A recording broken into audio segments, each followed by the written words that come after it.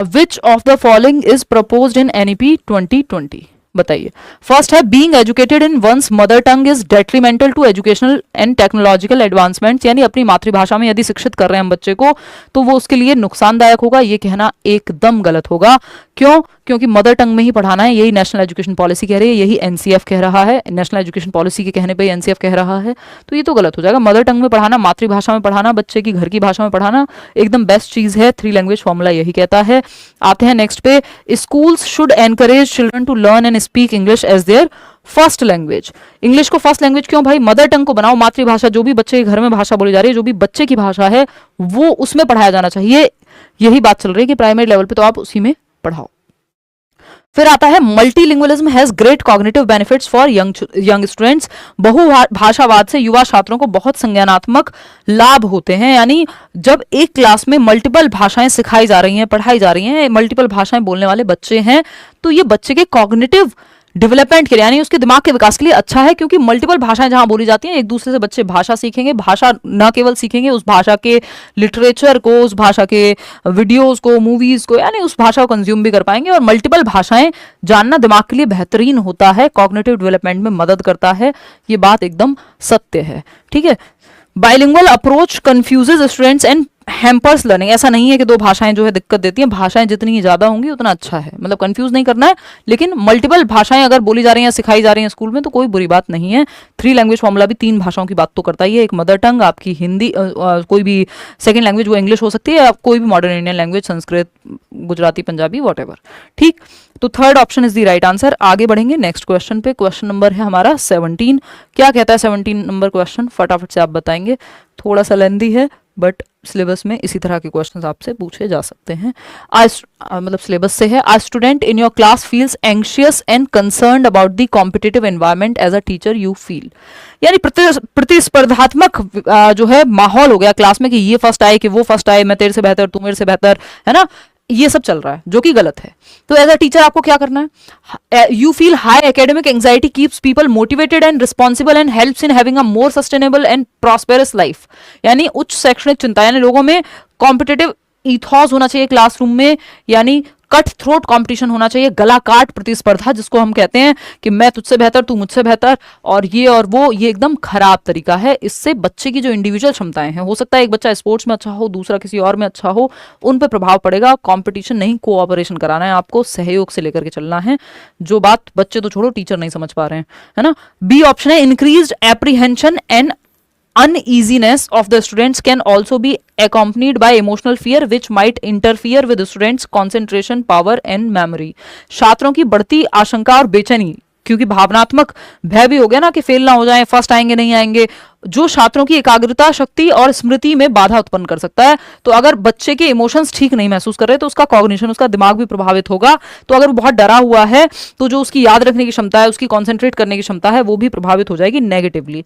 तो ए तो गलत है, बी सही है। यहाँ पे A is incorrect but B is correct. क्योंकि ये कहना कि बहुत अच्छी बात है, मोटिवेशन बढ़ती है, इससे नहीं, ओवरऑल नहीं बढ़ती है। बच्चे की सेल्फ एस्टीम कमजोर होती है और मोटिवेशन कंपटीशन को बढ़ावा देने से नहीं, कोऑपरेशन से बेहतर होगा। जो बच्चा जिस चीज में बेहतर है वो करेगा। फिर आगे बढ़ेंगे, क्वेश्चन नंबर 18 देखिएगा और बताइएगा कि क्या कहना चाहता है कवि फटाफट से। क्वेश्चन नंबर 18 क्या कहता है भाई? थोड़ा सा लेंदी है, पढ़ के फटाफट से बताएंगे आप।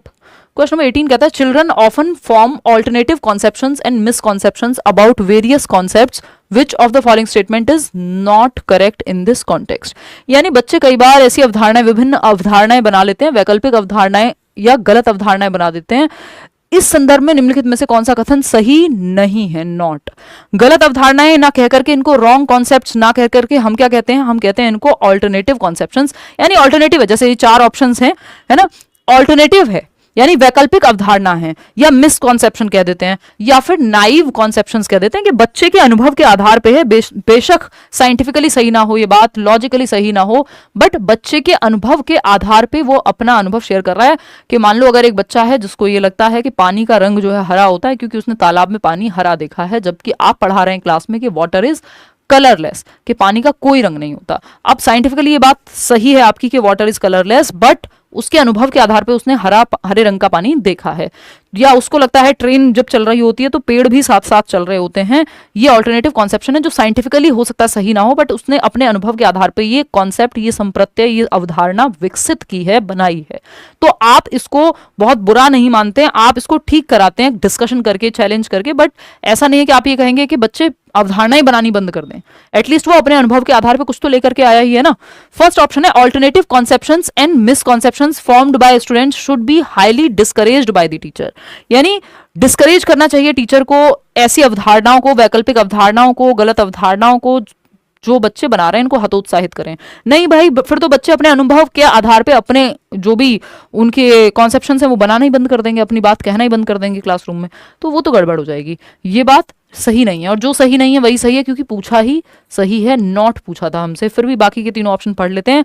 Formation of alternative conceptions and misconceptions is very natural among children as well as adults. ये बात एकदम सही है कि बच्चों के साथ साथ वयस्कों में भी वैकल्पिक अवधारणाएं और गलत अवधारणाएं बनना बहुत स्वाभाविक बात है। कई बार हमारे भी दिमाग में गलत कॉन्सेप्ट फॉर्म हो जाते हैं, नेचुरल है, पार्ट ऑफ लाइफ है, उनको ठीक कर लिया जाएगा। A teacher should definitely attend to these alternative conceptions and misconceptions as they are significant in the process of teaching learning. बिल्कुल सही बात है कि गलतियां जो हैं, एरर्स पार्ट ऑफ लर्निंग है ना। तो इसमें क्या होगा यहाँ पे कि टीचर्स को इसको डेफिनेटली इंपॉर्टेंस देनी चाहिए, क्योंकि इससे क्या होगा, ये महत्वपूर्ण है सीखने और सिखाने की प्रक्रिया में। पता लगेगा बच्चा कैसे सोचता है, फिर उसको करेक्ट कराया जा सकता है। फिर है fourth option, alternative conceptions and misconceptions are not always baseless, rather these represent children's intuitive ideas about world around them। यानी कि वो इंट्यूटिवली कैसे सोचते हैं, सहजात्मक रूप से, इसके बारे में दर्शाते हैं। अपने अनुभव के आधार पे उनके अंदर से नेचुरली क्या आ रहा है वो बताता है। बात तो सही है आदित्य, ये देखो किस सेक्शन में कमी रह जा रही है, फिर उसको सुधारो। तो ये तीनों सही है, एक ही गलत है। फर्स्ट ऑप्शन जो गलत है वही सही है क्योंकि पूछा ही गलत था। क्वेश्चन नंबर 19 देखिएगा और बताइएगा। अगेन थोड़ा सा लेंदी सवाल, जैसे कि पेपरों में पूछे भी जाते हैं। ठीक, पढ़ने की स्पीड अपनी बढ़ाइए, जितनी प्रैक्टिस करेंगे उतनी तेजी से क्वेश्चन को पढ़ पाएंगे, जितनी तेजी से क्वेश्चन पढ़ पाएंगे उतने ही बेहतर ढंग से आप जल्दी जल्दी क्वेश्चंस को सॉल्व कर पाएंगे, समय की कमी नहीं पड़ेगी। Which of the following set exemplify a social constructivist approach to facilitate reading among student. Social constructivist का मतलब है सामाजिक रचनावादी दृष्टिकोण। सामाजिक रचनावादी दृष्टिकोण क्या है कि बच्चे ग्रुप में, समूह में सीखते हैं, मिल करके। फटाफट से समझते हैं कि क्या है ये। ग्रुप में, वाइगॉस्की की बात हो रही है बेसिकली कि ग्रुप में सीख रहे हैं। लेंगे यार न्यू एनसीईआरटी की भी class. Salma uses flash cards to help students learn new words and rewards them with candy for correct rewards them with candy for correct responses. Salma एक टीचर हैं जो नए शब्द सीखने में बच्चों को मदद करती हैं। जैसे ही बच्चे नए शब्द सीख लेते हैं वो उनको रिवॉर्ड देती हैं, फ्लैश कार्ड से रट्टे लगवाती हैं कि ये देखो ए फॉर एप्पल बार बार दिखा करके। इसको कंडीशनिंग की कैटेगरी में डालेंगे, रीइंफोर्समेंट के थ्रू ऑपरेंट कंडीशनिंग और कंडीशनिंग की बात हो रही है। रिवॉर्ड और पनिशमेंट की बात कंस्ट्रक्टिविस्ट रचनावादी लोग नहीं करते, वो बच्चे को एक्टिव रखने की बात करते हैं। ये बात हमने कई बार डिस्कस की है। प्याजे वाले थियोरी में भी प्याजे और वाइगॉस्की दोनों ही रिवॉर्ड की बात नहीं करेंगे, तो ये तो बात ही नहीं हुई। कंस्ट्रक्टिविज्म जहां आ गया वहां रिवॉर्ड नहीं आएगा, सिंपल बात है। प्रमति एक बच्ची है, has her students, sorry teacher हैं। Pramati has her students choose from a variety of books to read. Those students who read a particular book are made to discuss the. बच्चा यहाँ एक्टिव है, रट्टा नहीं लगा रहा, मीनिंगफुल लर्निंग है, अर्थपूर्ण अधिगम है, रोट लर्निंग नहीं है, तो ये सही है। Arundhati emphasizes the importance of using contextual material to help determine the meaning of new words। यहाँ पे भी बच्चा जो है वो सक्रिय है, ये भी बात सही है। Rekha has her students write each word they miss on a spelling test 5 times to help them remember the word. अब ये बार बार रट्टा लगवा रहे हैं, बार बार रिपीट करा करके, तो इसमें बच्चा एक्टिव नहीं है। संदर्भ में सिखाना है ना, या फिर क्यूरियोसिटी या डिस्कशन, चर्चा करना, ये सब अच्छी बातें हैं। तो सेकंड और थर्ड तो सही लग रहा है हमें। सही पूछा है गलत पूछा है? सही पूछा है, तो सेकंड और थर्ड सही है। यहाँ पे फर्स्ट और फोर्थ जो है वो गलत है। यही जवाब दे रहे हैं कि नहीं दे रहे हैं, बताना जरा। थर्ड 66% लोग यही जवाब दे रहे हैं, जो कि सही भी है। आगे बढ़ेंगे नेक्स्ट क्वेश्चन पे। नेक्स्ट क्वेश्चन क्या कहता है, फटाफट से देखेंगे और समझेंगे। क्वेश्चन नंबर 20 देखिएगा और बताइएगा। क्वेश्चन नंबर 20, 10 सवाल और हैं इसके बाद। अब इसको टेस्ट की तरह ही लीजिएगा, थोड़ा सा स्पीड बढ़ा देंगे। ठीक, क्वेश्चन नंबर 20 कहता है, I Shivangi am a follower of प्याजे। शिवांगी एक बच्ची है, टीचर है, जो भी है। ये क्वेश्चन में बता रही हैं कि आई Shivangi am a follower of प्याजे, प्याजे की फॉलोअर हूं। I wrote down following points on a blank sheet of paper, एक ब्लैंक शीट ऑफ पेपर लिया और कुछ पॉइंट्स में लिखना शुरू किया। पहला पॉइंट क्या है, there are 3 factors involve in the learning, 3 factor involve होते हैं लर्निंग में, मैचुरेशन, एक्सपीरियंस, सोशल इंटरेक्शन।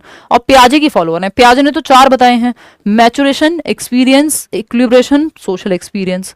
तो 3 फैक्टर क्यों हुए? फैक्टर जो है प्याजे की थियोरी में, फैक्टर्स या एलिमेंट्स, तत्व जो हैं उनकी थियोरी जिन 4 फैक्टर्स पे बेस्ड है वो मैचुरेशन यानी हेरिडिटी भी कह देते हैं जिसको, एक्सपीरियंस यानी अनुभव या एक्टिविटी कह लीजिए, फिर है सोशल एक्सपीरियंस, और फोर्थ है आपका इक्विलिब्रियम जिसमें एसिमिलेशन, एकोमोडेशन, अडेप्टेशन, ऑर्गेनाइजेशन ये सब आ जाते हैं। ये 4 फैक्टर्स हैं। उसके बाद 4 स्टेजेस आती हैं, सिर्फ 4 स्टेजेस नहीं है, वो SPCF 4 स्टेजेस हैं। तो 3 फैक्टर नहीं है, 4 फैक्टर हैं, ये तो गलत हो गया। I believe in teaching where the students act as a facilitator, बच्चे थोड़ी फैसिलिटेटर की तरह एक्ट करेंगे, टीचर करेगा, तो ये भी गलत हो गया। For learning student should do drill and practice, प्याजे और वाइगॉस्की कभी नहीं कहेंगे बार बार प्रैक्टिस कराओ, रट्टा लगाओ, ड्रिल कराओ, 2 एकम 2, 2 दूनी 4, रिवॉर्ड पनिशमेंट नहीं।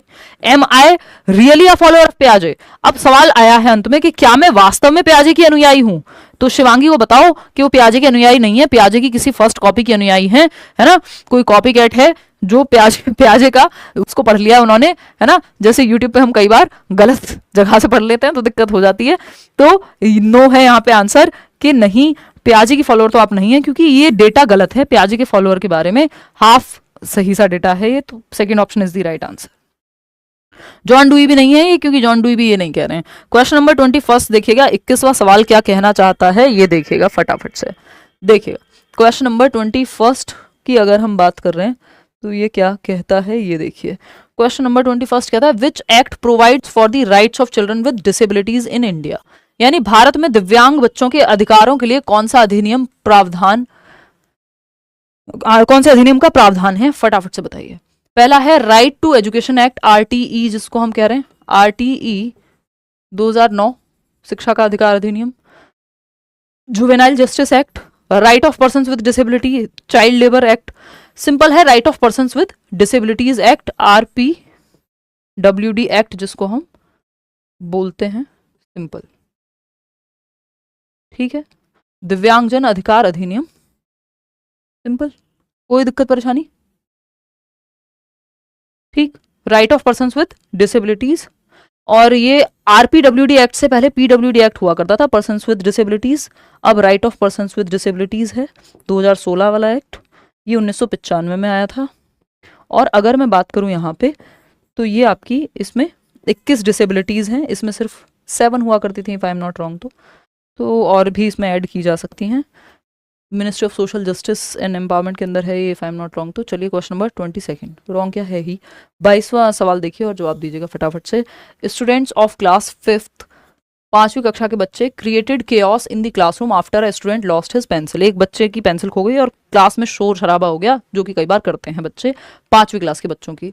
As soon as the teacher came in the class she settled the class, give the students a new pencil. As a teacher how can you facilitate problem solving abilities in your students, और teacher ने settle किया, एक नई pencil दे दी। अब आपसे ये पूछा है कि एक समस्या समाधानकर्ता के रूप में आप ये समस्या को कैसे सुलझाएंगे, बताइए। छात्रों में समस्या समाधान क्षमताओं को विकसित करना है कि भाई जब प्रॉब्लम आए तो उसको सॉल्व कैसे करना है, इस चीज की क्षमता को बढ़ावा देना आपको as a teacher.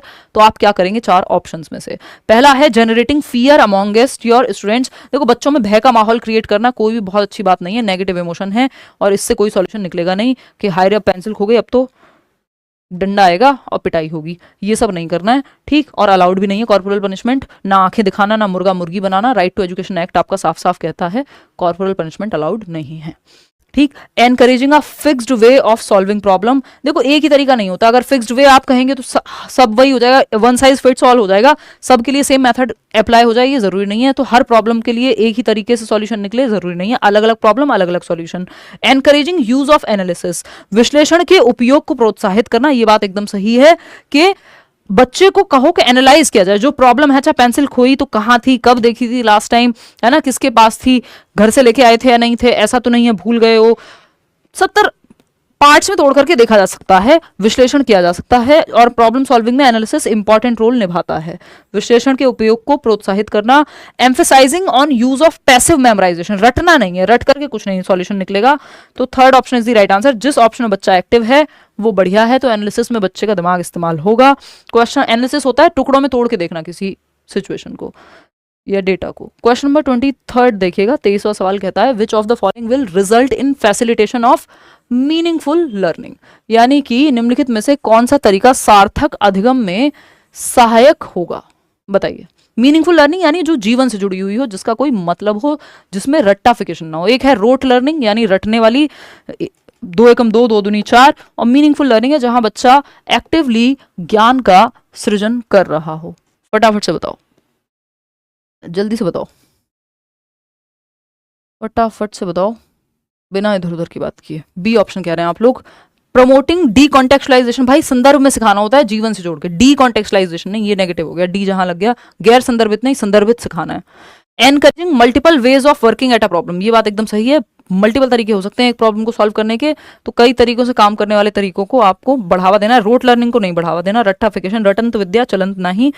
Copying answers written by the teacher on the black board, जो टीचर ने लिख दिया उसको कॉपी कर लो, तो फिर बच्चा अगेन क्या बनेगा, कॉपी कैट, यानी कि रोट लर्निंग को बढ़ावा मिलेगा, रट्टाफिकेशन को बढ़ावा मिलेगा। हाँ, थोड़ा सा इजी ही रखा है, कंपैरेटिवली लेंदी रखा है, लेकिन कंपैरेटिवली इजी रखा है। डर का माहौल नहीं बनाना है मॉक टेस्ट के नाम से आपके अंदर, वो बहुत आसानी से मैं कर सकती हूँ। मुश्किल क्वेश्चन, सारे मुश्किल क्वेश्चन भर देना बहुत आसान काम है। हार्ड मॉक टेस्ट अलग से रख लेंगे उसके लिए, है ना, कोई डिफिकल्ट रखना होगा जब, लेकिन अभी थोड़ा सा बैलेंस ही चलते हैं और थोड़ा सा इजी साइड चलते हैं, है ना। हालांकि इसमें भी गलतियां होंगी, ऐसा नहीं है कि आप लोग सारे सवाल सही दे रहे हैं, क्योंकि पेपर में इजी क्वेश्चंस भी आते हैं, मॉडरेट भी और डिफिकल्ट, लेकिन डिफिकल्ट कम ही होते हैं। Students are likely to experience the emotion of dash when they attribute internal factors to explain their success at a task, यानी जब छात्र किसी कार्य में अपनी सफलता के लिए आंतरिक कारकों को जिम्मेदार ठहराते हैं तो उनमें डैश की भावना का अनुभव होने की संभावना होती है। यानी आप फर्स्ट आते हैं, आपका एग्जाम क्रैक होता है और आप कहते हैं मेरे जो इंटरनल फैक्टर्स हैं, इंटरनल क्या है, आपसे जुड़े हुए, कि मैंने मेहनत की,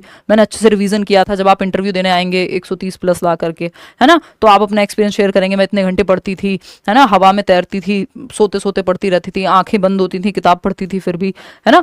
तो ये क्या है कि आपका जो हार्डवर्क है, जो आपके इंटरनल फैक्टर्स हैं, वो सबको आप यहाँ पे प्रेज करेंगे। ये आप कह रहे हैं कि आपके इंटरनल फैक्टर यानी आपकी मेहनत, हार्डवर्क हो सकता है, आपकी मोटिवेशन हो सकती है, व्हाटएवर। तो शेम थोड़ी आएगी इस बात से कि आपको सक्सेस मिली है, इस बात को कह रहे हैं आप कि हाँ मैंने मेहनत की थी, तो इससे शेम क्यों आएगी, इससे गुस्सा क्यों आएगा, इससे एंग्जाइटी क्यों आएगी, इससे गर्व की भावना आएगी, प्राइड की, कि हाँ मैंने कर लिया, अब आगे भी एग्जाम क्लियर हो जाएगा। गर्व की भावना आएगी, प्राइड की भावना आएगी, ठीक, कि आप अपनी सक्सेस को इंटरनल फैक्टर्स पे डाल रहे हैं। ये नहीं करना है कि सक्सेस इंटरनल पे और फेलियर एक्सटर्नल पे डाल दो, कि फेल हुए तो टीचर की वजह से, पास हुए तो अपनी वजह से, ये नहीं करना है ना। कृतज्ञता दिखानी है। क्वेश्चन नंबर 25 देखिएगा, a young girl is playing jigsaw for the first time, वो जिगसॉ पजल नहीं होता, वो खेल रही है एक बच्ची। She performs poorly alone in attempting to solve the puzzle, अब वो बहुत खराब मतलब परफॉर्म कर रही है जब वो अकेले पजल को सॉल्व कर रही है। तो her father then sits with her, describes and demonstrates some basic strategies such as finding all the corner or edge pieces and provides a couple of pieces. The child does well independently. This is a classic example of what? Basically बात हो रही है कि एक बच्ची जब अकेले कोई पजल है, या वो ब्लॉक नहीं आता जो आजकल अलग अलग कलर का आता है, वो जब सॉल्व कर रही है तो उससे अकेले नहीं हो पा रहा, लेकिन जब उसके पिताजी उसको आकर के बेसिक स्ट्रेटजी बता देते हैं, हेल्प कर देते हैं, उसकी स्कैफोल्डिंग कर देते हैं, हिंट दे देते हैं कि एक जैसे कॉर्नर का कलर ढूंढ लो, या आप यूट्यूब पे कोई वीडियो देख लेते हैं, फिर आपसे वो अकेले सॉल्व हो जाता है। इसको हम स्कैफोल्डिंग का उदाहरण कहेंगे। क्लासिक एग्जाम्पल किसका है? मोर नॉलेजेबल अदर का नहीं, ये नहीं पूछा पिताजी क्या करके गए। स्कैफोल्डिंग यानी टेम्परेरी हेल्प, जहां जरूरत थी वहां हेल्प मिल गई, जहां बच्चा अटक रहा था तो वो खुद से कर लेगा फिर, ठीक। तो third option is the right answer. ये वाइगॉस्की की थियरी है, अगर आपको याद आ गया हो तो बहुत खुशी की बात है। एक अच्छा सा सवाल है, फटाफट से जवाब देंगे आप। क्वेश्चन नंबर 26 देखिएगा, और पूछा है अ 3-year-old बॉय, 3 साल का एक बच्चा है, counted cat as a dog until he heard the cat म्याऊ। एक कुत्ते को उसने counted cat as a dog, एक डॉग की तरह समझ लिया एक बिल्ली को उसने, जब तक उसने वो आवाज नहीं सुनी कि वो म्याऊ बोल रहा है बजाय कि भौं भौं के। तो एक बच्चे ने 3 साल का बच्चा है, और थोड़ा सा बड़ा होना चाहिए इसको, बट ठीक है, 3 साल का बच्चा है और इसने कैट को भी डॉग समझ लिया जब तक कैट की आवाज नहीं सुनी। ठीक, दिस क्रिएटेड डिसइक्विलिब्रियम, यानी ये इम्बैलेंस, इम्बैलेंस समझ रहे हैं, जो दिमाग में है और जो दुनिया में है वो बैलेंस में नहीं है। यानी जो आपके दिमाग में कॉन्सेप्ट है, मान लीजिए जो आपने पढ़ा था और जो आप दुनिया में देख रहे हैं, तो वो एकदम अलग है। जब आप थियोरी पढ़ के जा रहे हैं और जब आप स्कूल में देख रहे हैं रियल लाइफ में, तो बहुत सारे कॉन्फ्लिक्ट आते हैं, बैलेंस करने में दिक्कत होती है। तो ये वैसी सी ही बात है कि जो दिमाग में था और जो दुनिया में था वो बैलेंस में नहीं है, एक जैसे नहीं है। पढ़ा कुछ और था, दुनिया में कुछ और देख रहे हैं, तो ये डिसइक्विलिब्रियम की स्थिति है, असंतुलन की स्थिति है। अब ऐसे में क्या किया जाए? तो भाई दिमाग में तो लगा था कि डॉग है, निकली कैट। ठीक, अब डिसइक्विलिब्रियम आ गया, बच्चे के माइंड में क्या हुआ? What will be the correct order of adaptation in the child's mind? तो पहले डिसइक्विलिब्रियम हुआ, किस ऑर्डर में अब ये अडेप्टेशन होगा? अडेप्टेशन तो होगा, अनुकूलन तो होगा, चेंज आ जाएगा ब्रेन में, है ना? तो ये सही हो जाएगा, कॉन्सेप्ट क्लियर हो जाएगा, या तो नया स्कीमा बन जाएगा या मॉडिफिकेशन करके उसी में फिट हो जाएगा। तो डिसइक्विलिब्रियम हुआ सबसे पहले नई सिचुएशन देख के, हाँ भाई हुआ तो सही। ठीक, फिर अगर हम देखें यहाँ पे, तो सबसे पहले नई सिचुएशन आई है यहाँ पे, अगर आप देख रहे होंगे सबसे पहले क्या है? नई सिचुएशन आई है यहाँ पे, देख पा रहे हो? एसिमिलेशन है,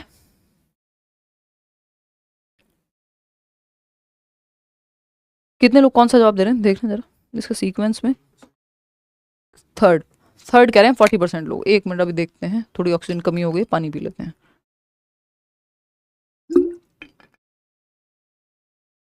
वैसे भी 500 AQI में रह के, जो एयर क्वालिटी इंडेक्स है दिल्ली का, 500 पहुंच गया आज। हाँ, तो जीवित हैं, काफ़ी है इतना। एक 3 साल ये चला लो एयर प्योरीफायर, कुछ करेगा तो बेचारा। एक 3 साल का लड़का बिल्ली को कुत्ता समझता था जब तक कि उसने बिल्ली की म्याऊं नहीं सुनी। इससे उसके दिमाग में असंतुलन पैदा हो गया। बच्चे के दिमाग में अनुकूलन का सही क्रम बताइए कि वो अडेप्ट कैसे करेगा। अब असंतुलन पैदा हुआ है, पहले कुछ डॉग उसने एसिमुलेट करके रखा होगा, डॉग उसके दिमाग में एसिमुलेटेड होगा कि ऐड कर रखा होगा डॉग, तभी तो पहचान पाया डॉग क्या होता है। बात तो सही है। ठीक, फिर आता है आपका नई सिचुएशन। यही होता है ना, नई सिचुएशन आती है। नई सिचुएशन में क्या होगा? आपका म्याऊं की आवाज आई तो क्या हुआ? थर्ड डिसइक्विलिब्रियम, डिसबैलेंस क्रिएट हो गया। ठीक, अब क्या करना पड़ेगा? एकोमोडेट करना पड़ेगा, चेंज करना पड़ेगा, पुराने स्कीमा में मॉडिफिकेशन लाना पड़ेगा, फोर्थ स्टेप। और फिर से क्या हो जाएगा? इक्विलिब्रियम, बैलेंस की स्थिति हो जाएगी कि हाँ म्याऊं अलग होती है और भौं भौं अलग होता है। ठीक, तो पहला क्या है? सेकंड, सेकंड ऑप्शन यहीं पे है। फिर फोर्थ, सेकंड के बाद सीधा फोर्थ, इक्विलिब्रियम आ गया। कौन से नशे हैं ये, हैं? देखना एक बार, सेकंड के बाद फोर्थ, सीधा एसिमुलेशन के बाद इक्विलिब्रियम था पहले से। कह सकते हो इसको भी आप, कह सकते हो कि एसिमुलेट किया हुआ था, डॉग को दिखा, इक्विलिब्रेशन क्रिएट हुआ। फिर थर्ड सिचुएशन क्या आई? नई सिचुएशन आई। फिर उसके बाद क्या हुआ? उसके बाद डिसइक्विलिब्रियम हुआ। फिर फिफ्थ सिचुएशन आती है, एकोमोडेट करता है बच्चा। ऐसे भी देखा जा सकता है, क्योंकि और कोई कॉम्बिनेशन बन नहीं रहा। ऐसे इसलिए देखा जा सकता है क्योंकि आपने देखा यहाँ कि एक आत्मसातीकरण, यानी दिमाग में डॉग का स्कीमा पहले से था। ठीक, फिर आती है आपकी नई सिचुएशन, सेकंड के बाद फोर्थ। हाँ, तो डॉग का स्कीमा था तो उसके दिमाग में तो बैलेंस है ना, कि ये डॉग होता है, ये भी डॉग होता है, बात खत्म। ठीक, अब उसके सामने नई स्थिति आई है, फिर असंतुलन पैदा हुआ। जब उसने देखा, जब तक ये भौंका नहीं था तब तक तो संतुलन ही था ना। जब तक डॉग की बार्क उसने नहीं सुनी थी तब तक तो म्याऊं नहीं सुनी थी जब तक बिल्ली की, तब तक इक्विलिब्रेशन था कि हाँ मेरे दिमाग में डॉग का स्कीमा सेट है, ये भी डॉग है। लेकिन जैसे ही वो बिल्ली जो है म्याऊं करती है तो असंतुलन की स्थिति तब पैदा होती है। फिर आप क्या कर रहे हैं? फिर आप कर रहे हैं समायोजन, चेंज करेंगे पुराने स्कीमा में और जाकर के फिर इक्विलिब्रेशन की स्थिति बनेगी। इक्विलिब्रेशन तो अब मतलब हो गया, इक्विलिब्रेशन पहले ही था, इसमें 2 बार तो यूज नहीं कर पाएंगे। तो ये होगी कहानी। फिर से एक बार इसको चेक कर लेते हैं कि पहले क्या हुआ? आपका एसिमुलेशन, दिमाग में आपके डॉग का स्कीमा था। साफ करके फिर से समझते हैं। देखो, डॉग का स्कीमा था, एसिमुलेशन। ठीक, अब क्या हुआ आपके सामने? जब बिल्ली आई और आपने देखा हाँ ये डॉग है, मेरे दिमाग में भी डॉग का स्कीमा है, बैलेंस है। जब तक बिल्ली ने म्याऊं की आवाज नहीं की तब तक सिचुएशन यही थी। ठीक है, फिर आती है नई सिचुएशन, जब उसने म्याऊं की आवाज की। अब नई सिचुएशन के बाद जैसे ही म्याऊं की आवाज हुई तो अब दिमाग में बैलेंस नहीं रहा। जो दिमाग में बैलेंस था कि हाँ ये डॉग है, 4 पैर हैं, 1 पूंछ है, वो बैलेंस अब खो चुका है। तो अब इसको ठीक करने के लिए क्या करना पड़ेगा? एकोमोडेट करना पड़ेगा, जो कि थर्ड ऑप्शन के हिसाब से फिर हम यहाँ जा पा रहे हैं। क्योंकि यही प्रक्रिया चलती रहती है, तो इसलिए इक्विलिब्रियम मुझे लगा कि बाद में आएगा। वही सेम चीज रिपीट होती रहेगी कि फिर से बैलेंस बन गया, फिर से बिगड़ गया।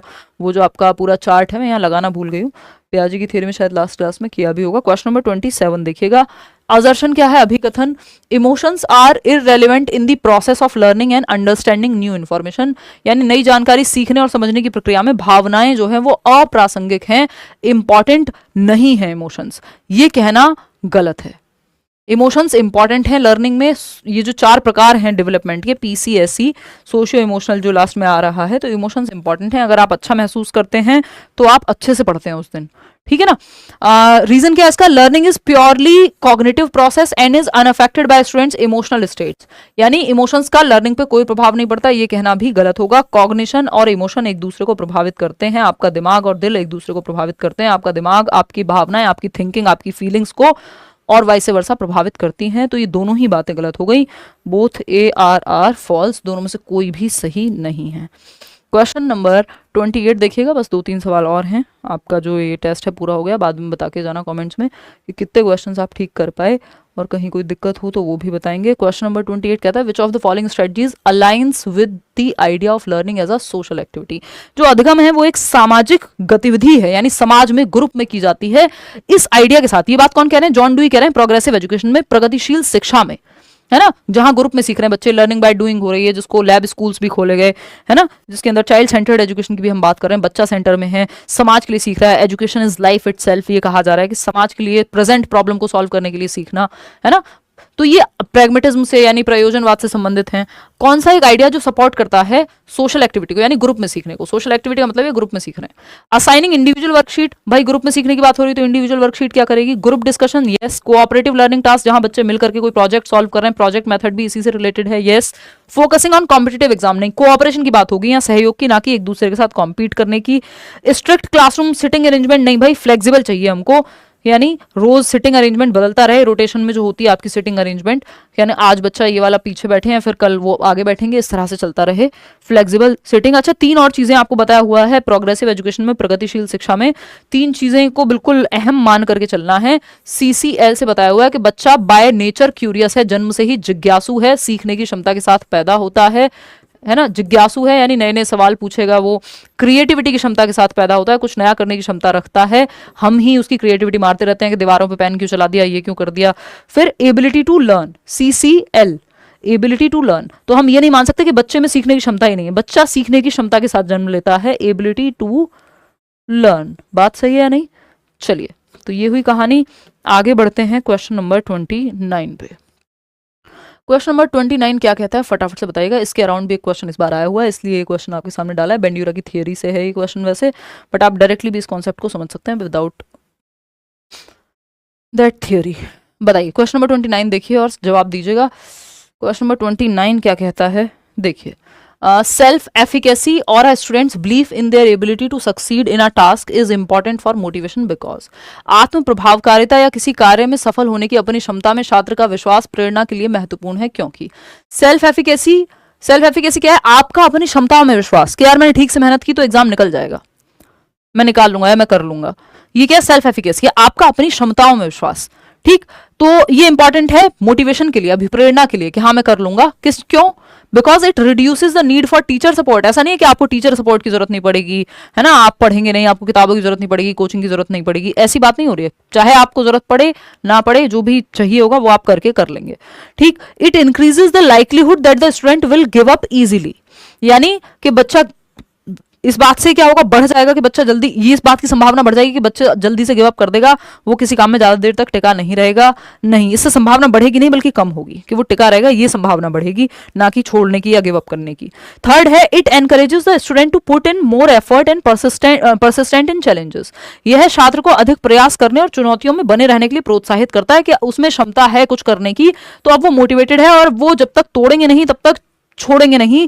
दशरथ मांझी को याद कर लीजिए, तो वहां पे हम कहेंगे सेल्फ एफिकेसी का, कमिटमेंट का अच्छा उदाहरण है वो, ठीक। मोटिवेशन अपने आप रहेगी फिर, क्योंकि आपको भरोसा है कि आप कर लेंगे, तो आपको बहुत वीडियोस देखने की जरूरत नहीं पड़ेगी, बाहर से मोटिवेशन की उतनी जरूरत नहीं पड़ेगी, या थोड़ी बहुत ले ली लेकिन फिर से आप अपने काम पे लग गए, ठीक। It focuses only on the outcome of the task, नहीं आउटकम पे नहीं, ये आपकी क्षमताओं पे बेस्ड है, तो आप गिव अप नहीं करेंगे इजीली। 30th क्वेश्चन देखिएगा, आखिरी सवाल है आज का, और बताइएगा कि कवि क्या कहना चाहते हैं।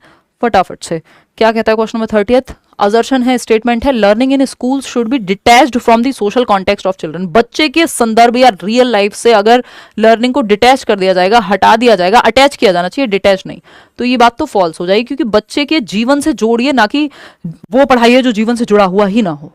बच्चा रहता है इंडिया में, एग्जाम्पल सारे अमेरिका के आ रहे हैं, अब उसको समझ ही नहीं आ रहा है ना। रीजन क्या है इसका, क्यों करना है ये? Before children enter school they already have a well defined vocabulary and an understanding of concept. यानी बच्चे स्कूल में प्रवेश करने से पहले ही उनके पास पहले से एक अच्छी तरह से परिभाषित शब्दावली होती है, प्रॉपर वोकैबुलरी होती है, सारे कॉन्सेप्ट्स की समझ होती है। फिर स्कूल में क्या ताली बजाने आ रहे हैं बच्चे? नहीं भाई, वोकैबुलरी स्कूल में आके, ग्रामर स्कूल में आके बहुत सारी बच्चा सीखता है। हाँ, वो बोलचाल की भाषा एक ठीक ठाक, उसके बाद शब्द भंडार होता है, लेकिन ऐसा नहीं है कि पूरी तरह से वेल डेवलप्ड वोकैबुलरी हो गई। ये कहना गलत होगा, दोनों ही बातें गलत हैं, तो both A and R are false. ठीक, आगे बढ़ें। आउट ऑफ 30 कितने क्वेश्चंस आपके ठीक हुए वो बता दीजिएगा। इसका पीडीएफ आपको मिल जाएगा टेलीग्राम चैनल पे, लेट्स लर्न स्क्वाड। 9,63,000 लोग आई थिंक हम जुड़े हुए हैं, किसी भी फेक चैनल से मत जुड़ जाइएगा। लाइक शेयर सब्सक्राइब आप कर दीजिएगा, बाकी अपने साथ बने रहिए। पेपर का समय है, थोड़ी सी स्ट्रेस में आप लोग हैं, बट इसका मतलब ये नहीं कि आप पढ़ाई छोड़ दें, जितना हो सके पढ़िए। जो नोट्स हैं अपडेटेड वो भी मैं जल्दी से जल्दी ही आपके साथ शेयर कर दूंगी टेलीग्राम पे। और प्लीज़ फेक चैनल के साथ मत जुड़िएगा, नीचे आपको डिस्क्रिप्शन में लिंक मिल जाएगा। 28, 20, 28, 26, हाँ 25, और रिवीजन ज़रूर कर लीजिएगा। ये क्वेश्चंस आपको मिल जाएंगे टेलीग्राम चैनल पे भी। आज के लिए इतना ही रखते हैं। 20 क्वेश्चन से ज्वाइन किया है गैलेक्सी, कह रहे हैं। अच्छा, कोई बात नहीं, कल थोड़ा जल्दी मिलने की कोशिश करें, मतलब कल तो शायद रात वाली क्लास होगी नहीं, है ना, परसों मिलेंगे हम लोग। चलिए, टेक केयर, बाय बाय, धन्यवाद। 26 एक बार और बता दीजिए, 26 बता देते हैं यार, 1 मिनट में बता देंगे, कैसी बात कर रहे हो, बता देंगे। क्वेश्चन नंबर 26 देखिएगा, question number 26। A 3-year-old boy counted cat as a dog until he heard the cat meow. देखो, ये मैं आपको एक चार्ट के माध्यम से समझा दूं अगर आप कहें तो, लेकिन वो चार्ट हमारे पास है या नहीं है, गूगल से सर्च कर लेंगे हम, कोई बात नहीं, वेट कीजिए 1 मिनट। मुझे पता था आप लोग इसी सवाल में उलझोगे, उलझा देंगे, कोई बात नहीं। इतना स्लो क्यों चल रहा है भाई? ये हैंग हो गया हमारा टीवी, आई मीन ये बोर्ड।